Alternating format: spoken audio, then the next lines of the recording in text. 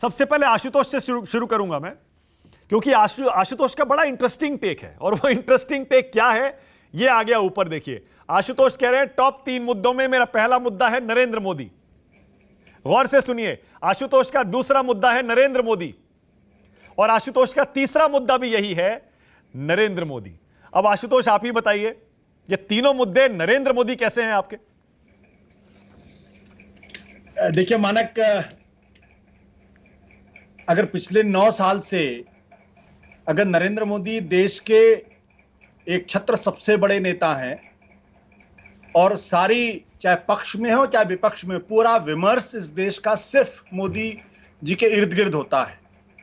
अगर आप उनके सहयोगी हैं, भारतीय जनता पार्टी में हैं, आरएसएस के साथ हैं, दक्षिणपंथी हैं, तो आप लगातार उनकी तारीफ करते हैं, लगातार उनके बारे में अच्छी अच्छी बातें करते हैं, लगातार उनको आप एक ऐसे नेता के तौर पर प्रेजेंट करते हैं जिन्होंने पिछले 9 सालों के अंदर देश को विश्वगुरु बनाने की दिशा में बहुत बड़े बड़े कदम उठा दिए। लेकिन अगर आप उनके आलोचक हैं या उनके सहयोगी नहीं हैं, तो आप उनकी बहुत तीखी आलोचना करते हैं। और इस बीच भारतीय जनता पार्टी का कोई दूसरे नेता के बारे में कभी आप नहीं सुनेंगे कि उनकी कोई आलोचना कर रहा हो।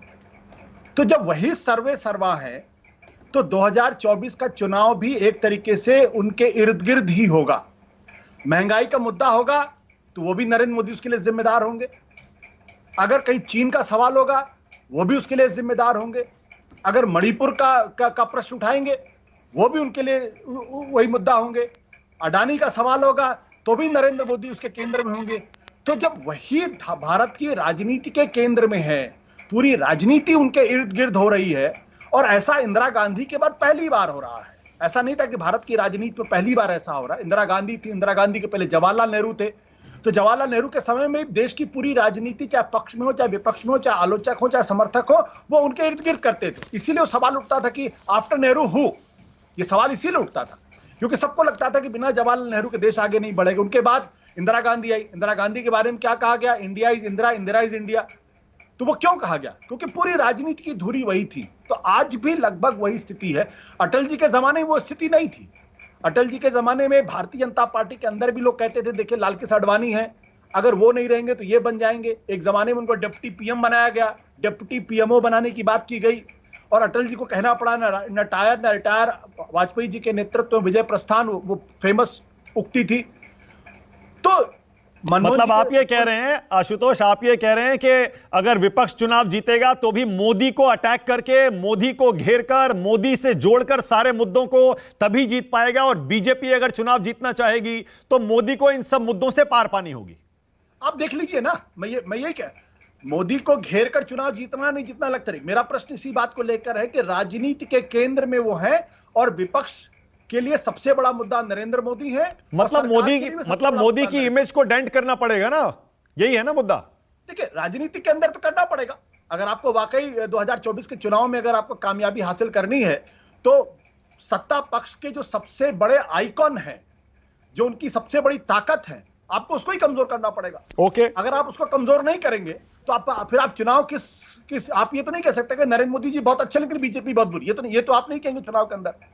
तो जैसे कांग्रेस पार्टी के भारतीय जनता पार्टी की तरफ से पूरी कोशिश होती है कि जो कांग्रेस की सबसे मजबूत शक्ति है, नेहरू गांधी फैमिली, वो लगातार उसके ऊपर हमला करते रहते हैं, और 2014 के बाद से वो हमला और तीक्ष्ण हुआ, कम नहीं हुआ।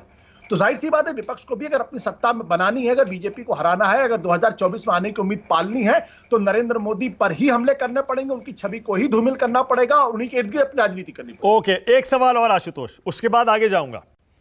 बीजेपी तो प्रधानमंत्री मोदी को अपना ब्रह्मास्त्र मानती है, और वो पूछती है मोदी के सामने कौन? क्या विपक्ष को प्रधानमंत्री की इमेज को डेंट करने के लिए या उनका मुकाबला करने के लिए, इस फैक्टर से 24 का चुनाव जीतने के लिए किसी को एक चेहरा के तौर पर सामने रखना पड़ेगा? वो इंपॉर्टेंट फैक्टर रहेगा या नहीं रहेगा? देखिए, ये मेरी अगर आप व्यक्तिगत राय अगर आप मानते हैं कि, और तो मेरा अपना मानना है कि नरेंद्र मोदी के सामने आप किसी भी चेहरे को लेकर आएंगे तो वो चेहरा टिकने वाला नहीं है। और फिर उसकी वो एक उस तुलना में क्या होगा, उस तुलना में जो विपक्ष के जो अपने मुद्दे हैं, जिनके ऊपर दरअसल उनको राजनीति करनी चाहिए, नरेंद्र मोदी को अगर घेरना है, तो फिर सत्ता पक्ष की तरफ से जो बीजेपी की हाँ, कुछ आप बोलना चाह रहे हैं? मानक। हाँ नहीं कुछ नहीं, मैं बस ये कह रहा था जरा आशुतोष की भविष्यवाणी ऊपर चलाइए। हाँ हाँ, तो मेरा कहना यह है कि फिर वो पूरी व्यक्ति केंद्रित, विपक्ष की जो पूरी पॉलिटिक्स होगी व्यक्ति केंद्रित हो जाएगी। विपक्ष को नरेंद्र मोदी को केंद्र में रखते हुए उनको एक फेल्ड प्राइम मिनिस्टर प्रूव करना पड़ेगा, करना चाहिए कि भाई देखिए आपने डिमोनेटाइजेशन किया, भारत की अर्थव्यवस्था 2% जीडीपी घुस गई। जब आप 8% पे ग्रो कर रहे थे तो डिमोनेटाइजेशन करते ही कोविड के ठीक पहले जो क्वार्टर था, लगातार 8 क्वार्टर भारत की जीडीपी ग्रोथ नीचे गई और 3.7% थी कोविड के पहले। जब कोविड हुआ तो आपने, मैंने, और आशुतोष नोटबंदी पर तो 19 में फैसला हो चुका ना, इस बार तो 24 का चुनाव है। नहीं देखिए 19 में फैसला हो गया, राजनीति में कोई चीज स्थायी नहीं होती है। इंदिरा गांधी 1971 जीत के आए, लोगों को लगा रहे इससे ज्यादा पावरफुल प्राइम मिनिस्टर कोई नहीं है। लेकिन जनता का मूड कब बदल जाता है, आपकी रणनीति क्या होती है। इंदिरा गांधी को 1977 में हारना पड़ गया। नहीं ठीक है, ओके। 2019 में नरेंद्र मोदी जीत गया, 2014 में कांग्रेस पार्टी हार गई। इसका मतलब ये नहीं कि 2024 नहीं एब्सोल्युटली, मैं तो मुद्दे की तरफ से इशारा कर रहा था कि अगर